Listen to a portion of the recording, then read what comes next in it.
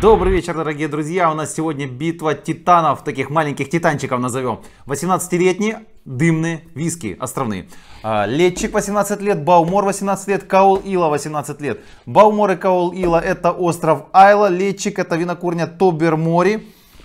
Кто победит? Значит, Летчик это единственный виски из представленных, который не подкрашивался и не фильтровался. Остальные два виски, знаете, если так начинать задумываться, вот говорить, этот виски не фильтровался, не красился, а остальные фильтровались и красились, то у вас сразу же планка предубеждения к Летчику лучше, расположение точнее, а предубеждение к этим двум виски. Но мы сейчас все узнаем. Виски Летчик вот такой вот красноватого цвета выдерживался, точнее финишировал в испанских каких-то бочках Хереса. Баумор 18 лет. Какой темный цвет. Это Педро Хименес. Он выдерживался в бочках Олароса и Педро Хименеса. И вот удивительно, что подкрашивался. Я читал, что после бочек Педро Хименеса, если виски долго настаивался, виски может приобрести темно-коричневый цвет. Вполне возможно, что его просто осветляли, чтобы люди не пугались такому цвету. Значит, и Каул Ила 18 лет. Тут как раз вот такой интересная микстура of refill cask. То есть какие-то восстановленные бочки. И, честно говоря, такая надпись, она вводит 18 лет. Дорогой виски. По градусам не сказал, давайте по градусам начнем. Тобермори, точнее Летчик всегда 46,3. Думаю, что здесь не исключение. 46,3, да, все правильно. Летчик 46,3. Каул Ила 43 градуса. Баумор 43 градуса. Значит, начнем. Все разные виски. Два подкрашивались, один не подкрашивался. Кто из нас выигрывает, вы видите, они все разного цвета. Поэтому начнем мы, наверное, с Каул Илы, перейдем в Баумор. И так как Летчик самый крепкий, напоследок оставим Летчик. Итак, Каул... давайте маслянистость посмотрим. По идее, у Баумора будет сильная маслянистость благодаря бочкам Педро Хименеса. Все три разных хороших бокала у меня. А вы знаете, я маслянистости пока не наблюдаю. Вот тут вот... у Каул Илы как язык высунулся, такой как скат произошел и опять остановился. Знаете, вот реально на язык похоже. Каул Ила язык показала. Так. И вот Летчик сразу же пошли потеки. Выигрывает Летчик, друзья. Итак, Каул Ила, 18 лет. Какая...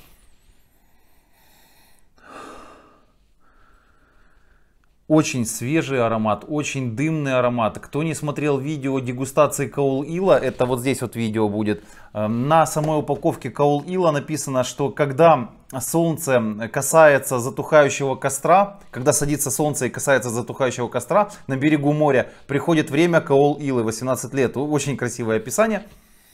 И вот ощущение вот именно берега моря, благодаря этому дыму, солености, свежести. Очень хороший аромат. Есть какое-то вот еще ощущение какого-то цитруса. Может быть, это лимон. Наверное, даже лимон, потому что... Да, я бы сказал, что это лимон. Вот свежесть, дым такой, вот свежий дым получается, соль и какой-то цитрус. Йодированность я не чувствую. Теперь... сразу же я могу сказать, что тут будет сладкий аромат, так как мы знаем, что Педро Хименес. Но посмотрим, насколько он будет интереснее, этот аромат. Значит, дым у Каул Илы намного сильнее ощущается, чем у Баумора Педро Хименеса. Да, правильно, у Баумора Педро Хименеса. У Баумора ощущение, что ты вдыхаешь сироп, очень вяжущий такой аромат, очень густой аромат и с легким оттенком дыма. Конечно, очень сладчайший аромат, очень сладкий, сироповидный, какие-то вот, такая сладость, вот вяжущая, такая, даже не медовая, какая-то сахарная, какая-то вот... Бочка Олароса после Педро Хименеса не прорезается. То есть она полирнули еще Педром Хименесом по Олароса и получилась просто густая сладость с оттенком дыма. Но мне нравится пока аромат больше у Каул Илы. Он более дымный, более свежий, более такой вот интересный.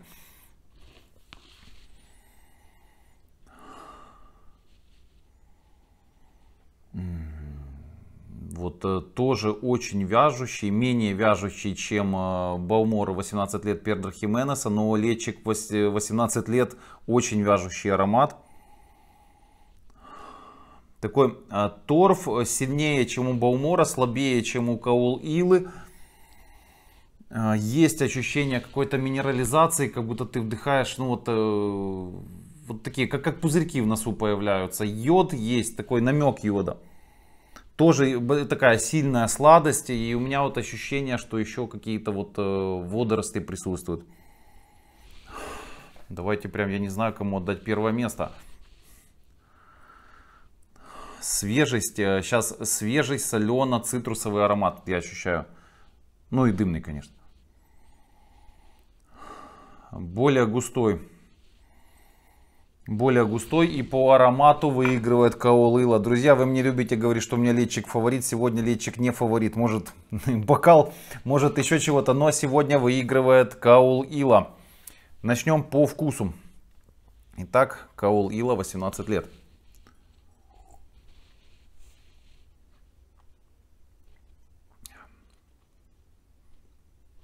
Крепко, свеже, дымно.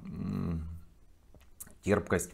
Это то, что я почувствовал при первом глотке. Сейчас, друзья, подождите 18 секунд, надо подержать во рту. Почувствовать, как со мной будет разговаривать Каол Ила, пока я держу во рту. И потом я вам все расскажу, что она мне рассказала.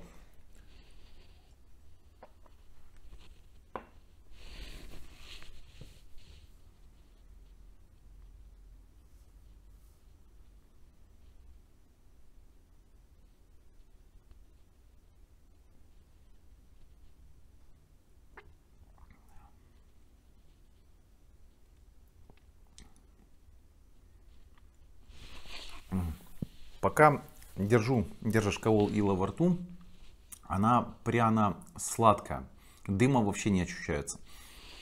То есть вот есть пряность и сладость, причем пряность с оттенком перца.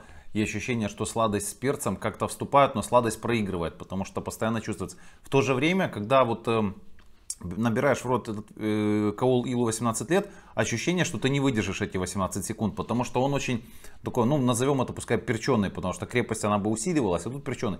Но он не усиливается. То есть что на первых там где-то 3-4 секунде ты ощущаешь эту такую вот перченость, такие специи, что на 18 секунде одинаково. Вот, но сладость забивает эти. При глотке получается удар дыма, потому что дыма пока держишь во рту не ощущаешь. Удар дыма и специи еще сильнее усиливаются.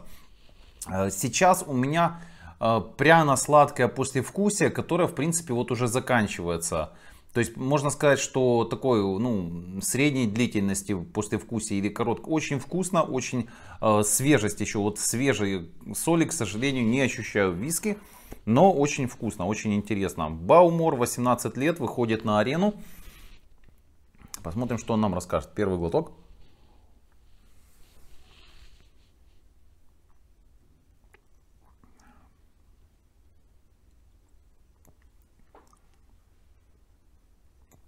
Терпкий, густой, тоже пряный, но по-другому, такой пряно-сладкий, сладчайший пряный.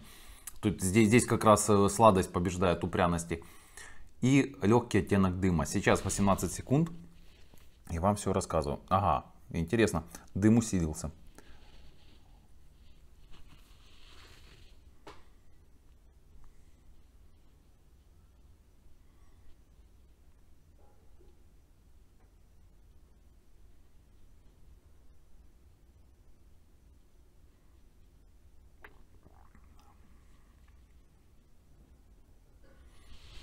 На самом деле, пока держишь во рту Баумор 18 лет, особо ничего интересного не происходит. То есть он пряный, он сладкий, но он не настолько сладкий, как мог бы быть.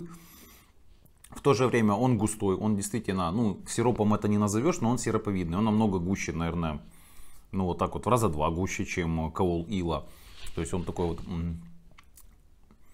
В то же время при глотке появляется вот дым, появляются специи, появляется сладость. Но что самое интересное у Баумора, что при глотке появляется дым, а потом он усиливается. Вот у меня сейчас практически ушла, наверное, вся сладость, осталась пряность и очень сильный дым. То есть ощущение, что я вот выдыхаю дымом, как такой дракончик. Очень приятно, очень интересно, очень вкусно. Пока не знаю, кто победил. Разные, очень вкусные. Надеюсь, Лечик сейчас у всех выиграет. И... Ну что, первый глоток.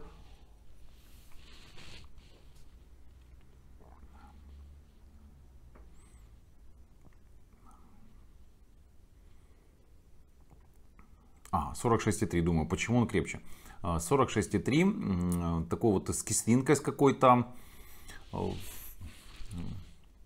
По торфу другой торф, вот такой вот он более специфический, чем у Каол Илы и у Баумора. Этот торф, наверное, ближе к Лафроику можно соотнести, какой-то оттенок, ну не медицины, но такой вот он специфический очень, этот торф. А, ну вот да, правильно, его же грязным называют многие. Виски-обозреватели грязный торф называют. Ну что, 18 секунд, торф абсолютно другой, торф намного интереснее. Я много раз говорил, что ну, он очень специфический, очень вот, ну не очень, но вот где-то процентов 20 моим знакомым этот торф не нравится, потому что он очень специфический. Ну 80% включая меня от него балдеет. 18 секунд, друзья.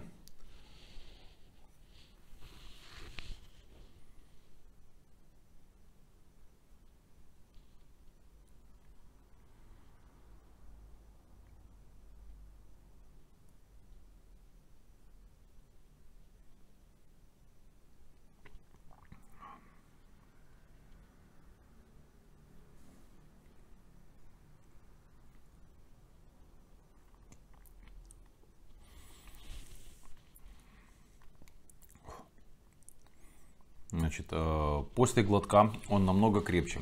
На языке очень сильная такая, очень много специй, и они такие агрессивные, они перченые, они серьезные. Это первый виски из 3 18-летних, который, пока ты держишь во рту, ты ощущаешь торф. Ощущаешь вот этот специфический торф и ощущаешь специи, ощущаешь какую-то винную кислинку. При глотке, в общем, букет здесь намного больше, чем у Каол Илы и у Баумора. Сейчас расскажу, что при глотке.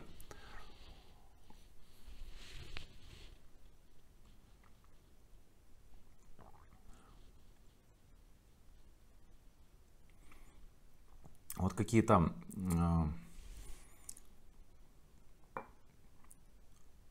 вот когда я говорю про артбек морские водоросли, я говорю, это сухие морские водоросли, которые мы палим.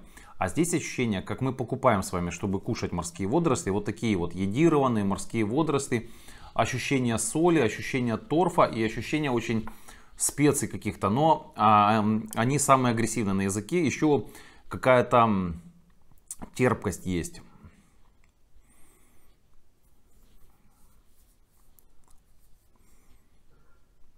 Очень вкусно, очень интересно было сравнение. Друзья, мне больше всего понравилось Каол Ила 18 лет сегодня. Что не понравилось? Баумор, он получился какой-то, ну, вот более невыразительный по сравнению с Каол Илой и Лечиком. Каол Ила и Лечик дают больше вкусовых каких-то, ну, ощущений у рецепторов. То есть Баумор сладкий, тягучий, вкусный, хороший. Не жалко на него денег, но рядом с этими двумя виски он не такой интересный. Каол Ила и Лечик 18 лет. У Лечика 18 лет в терпкости есть какая-то, ну какая-то, испанская кислинка, кислинка бочки, испанской бочки Хереса. Очень интересно, Лечик более богатый по вкусовым каким-то, ну, рецепторам по вкусовым. Но вот Каол Ила, она более свежая, более яркая и такая вот, ну вот мне хочется с вами закончить видео сегодня Каол Илой. Мне приятнее и, конечно, вот при том, что я люблю деревянные упаковки, мне очень нравится история, когда солнце касается затухающего костра, приходит время Каол Илы. Может быть, я благодаря этому маркетингу ее выбираю, не знаю, но она мне сегодня намного вкуснее. И вот у нас сезон дождей на Кипре, поэтому я сегодня могу только тоже представить, как солнце касается затухающего костра, потому что сейчас и костер не разведешь на Кипре, он сразу же затухнет. Поэтому так, друзья, побеждает Каол Ила 18 лет. Кто пробовал, кто дегустировал, мне интересно ваше мнение. Кто не подписался, подписывайтесь, ставьте лайки, кому не жалко лайк поставить. До новых встреч, друзья.